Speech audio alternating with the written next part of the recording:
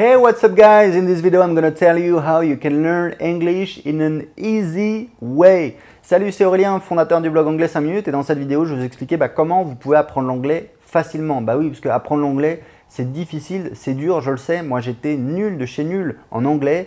Je me considérais comme un sous-doué en anglais. J'avais des copains qui étaient forts en anglais, je les enviais, je me disais j'aimerais être comme eux, etc.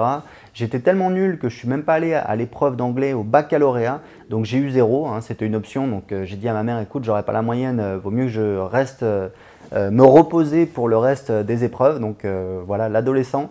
Donc j'ai eu 0. Je suis sorti de la fac, j'avais toujours un niveau d'anglais pourri.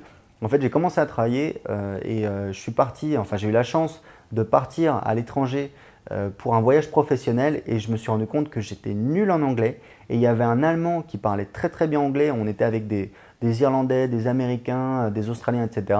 Moi, je comprenais que dalle, je me sentais vraiment idiot. Et il y avait un Allemand qui honnêtement n'avait pas l'air, il avait pas l'air, il faisait pas rêver et il parlait très bien anglais parce qu'en fait, il travaillait dans le domaine du transport aérien et du coup, dans son travail, il avait souvent l'occasion de parler anglais. Et les Allemands sont assez bons en général, pas tout le temps, mais assez bons en général pour parler anglais. Et je me suis dit, écoute, ça suffit pas comme si, hein, c'est terminé, il faut que tu apprennes l'anglais pour ta carrière professionnelle. J'ai commencé à apprendre l'anglais.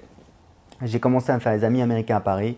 C'est assez kiffant quand vous êtes au boulot et qu'il y a quelqu'un qui appelle en anglais. Alors tout le monde est là, genre, qu'est-ce qu'on fait?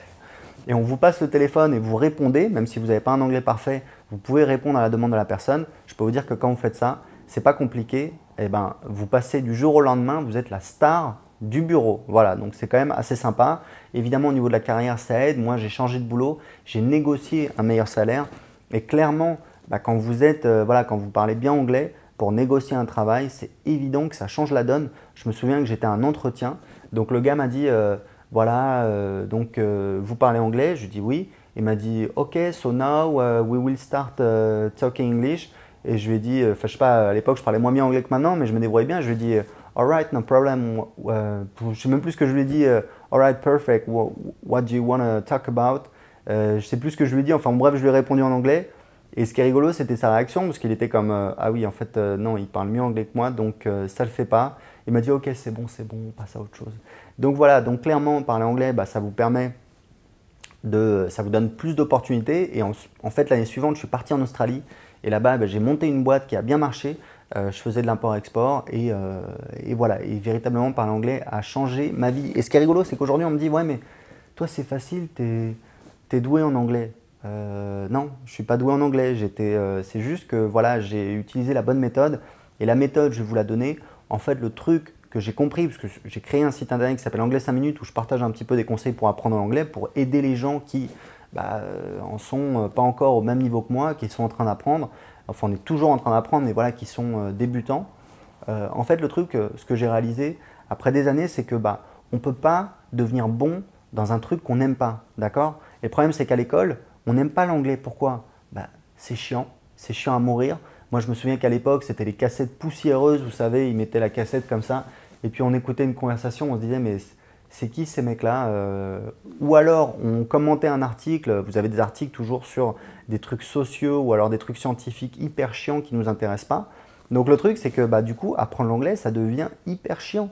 Et le truc, du coup, c'est que du coup, vous ne pouvez pas devenir bon. Et en fait, le truc, c'est que il faut trouver des moyens d'aimer l'anglais. Et c'est ce que j'ai fait quand j'étais jeune salarié. Je regardais des séries en anglais. Je regardais une série qui s'appelle Seinfeld. Alors, c'est plutôt une sitcom, hein, c'est le format 20 minutes, qui était une série star dans les années 90. Jerry Seinfeld, c'est un comique, il est très connu aux États-Unis, même maintenant. Et tous les matins, j'arrivais au boulot avec la banane parce que j'avais regardé mon épisode de Jerry Seinfeld et ça me faisait marrer. Alors, je regardais en sous-titré, évidemment. Et j'ai commencé à me forcer à regarder les films en sous-titré et puis en non sous-titré. Et au début, voilà, ça coûte parce que je me souviens une fois, j'avais regardé un film, le lendemain, j'en parlais avec des copains. Et ils me disaient, oh, mais en fait, t'as rien compris. Et j'avais raté quelques trucs. Mais voilà, c'est que quelques films. Et puis après, on commence à s'habituer, etc., etc. Et j'ai commencé à me faire des amis américains à Paris. Alors, peut-être que vous n'habitez pas à Paris, qu'il n'y a pas beaucoup d'étrangers, donc c'est plus difficile.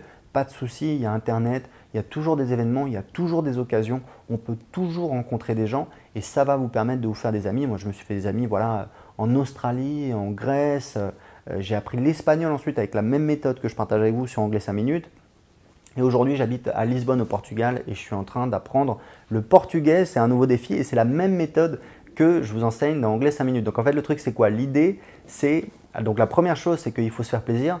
La deuxième chose, c'est un petit peu l'erreur. Je me souviens, moi, ma femme, elle est colombienne. Elle passait un examen d'anglais, c'était il y a quelques années. Et elle me disait, ouais, je vais faire 2 heures par jour et comme ça, voilà, je vais progresser hyper vite.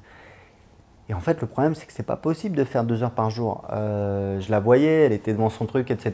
Et elle avançait pas parce que 2 heures, c'est trop. Personne n'est capable de faire 2 heures.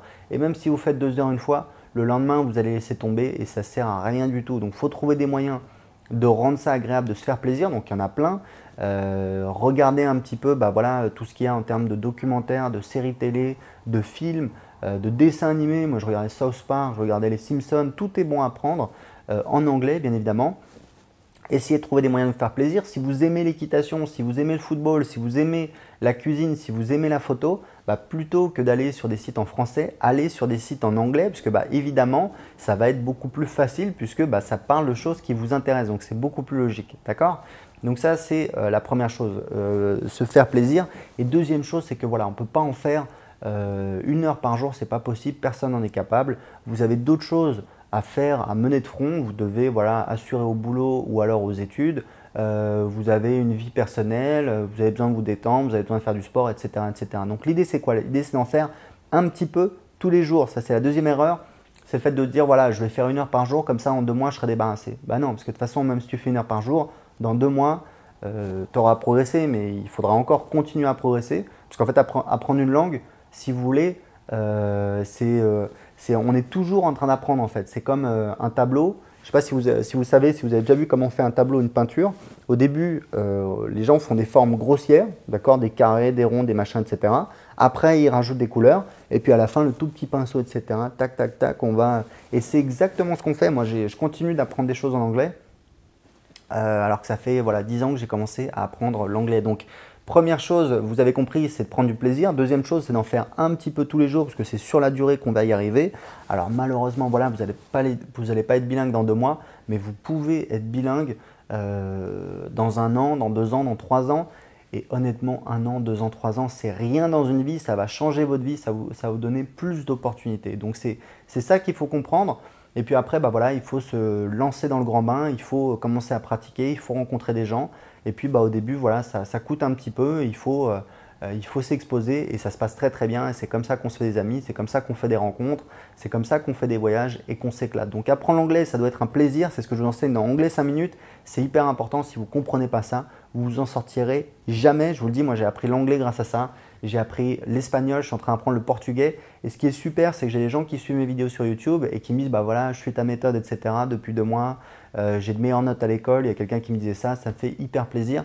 Ça marche. Et regardez un petit peu, moi, avec du recul, je regarde un petit peu, bah voilà, en arrière, les élèves de ma classe qui étaient bons en anglais, c'est des gens qui, par exemple, bah, ils écoutaient de la musique en anglais, ils cherchaient les paroles, etc. Donc, c'est exactement le type d'exercice que je vous pousse à faire sur Anglais 5 minutes, puisque c'est ça qui donne des résultats. On a tous des chansons en anglais qu'on adore. Allez chercher les paroles sur Internet, les trouver, écouter la chanson. Bah voilà, c'est quand même plus cool que d'écouter une cassette poussiéreuse dans une salle de classe. Et c'est le genre de choses qui va vous aider à apprendre l'anglais. Voilà, bah écoutez, si vous voulez plus de conseils pour apprendre l'anglais facilement en quelques minutes par jour, inscrivez-vous juste en dessous de cette vidéo. C'est gratuit et j'ai un cadeau tout de suite pour vous juste après l'inscription. À très bientôt.